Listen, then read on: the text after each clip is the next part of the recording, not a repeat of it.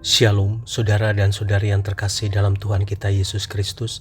Marilah kita luangkan waktu beberapa menit untuk berkencan dengan Tuhan saat ini, agar dari hari ke hari kita semakin dekat dengan Tuhan, sehingga hidup kita semakin diberkati dan menjadi berkat. Kencan dengan Tuhan, Selasa 22 Juli 2025.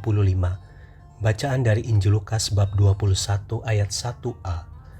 Pada suatu kali, Yesus duduk menghadapi peti persembahan dan memerhatikan bagaimana orang banyak memasukkan uang ke dalam peti itu. Demikianlah sabda Tuhan, terpujilah Kristus. Saudara dan saudari yang terkasih dalam Tuhan kita Yesus Kristus, status janda membuat seorang wanita Yahudi kurang mendapat perhatian dari masyarakat. Namun Yesus memberi acungan jempol terhadap janda miskin yang memberi persembahan lebih kecil dari semua orang yang datang ke bait Allah. Di sepanjang zaman, janda ini telah menjadi contoh pemberi persembahan yang berkenan kepada Tuhan, yang memberi dari hati yang tulus.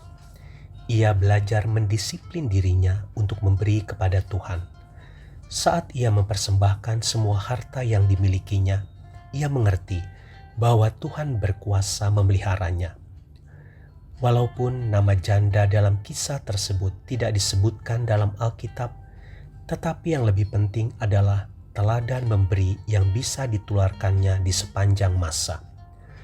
Tidak ada orang yang memberitahu Yesus bahwa wanita itu adalah seorang janda, tetapi secara detil Yesus menyebutnya sebagai janda miskin yang memberikan semua nafkah yang dimilikinya. Hal ini mau mengajarkan kepada kita bahwa semua orang mendapat perhatian dari Tuhan. Kalau Yesus saja tahu secara pribadi mengenai janda itu, maka Yesus yang sama itu pun pasti tahu dan mengenal Anda dan saya. Saudara dan saudari yang terkasih dalam Tuhan kita Yesus Kristus, pernahkah kita berpikir bahwa ada miliaran orang di dunia ini, tetapi Tuhan memperhatikan kita seolah-olah hanya kita sendiri saja yang menghuni dunia ini? Tuhan Yesus memberkati. Marilah kita berdoa dalam nama Bapa dan Putra dan Roh Kudus. Amin.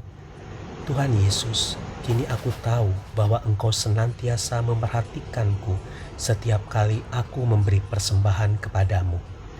Sebagaimana janda yang tidak dipandang oleh masyarakat saat itu, tetapi ia sudah menarik perhatianmu karena pemberiannya yang tulus.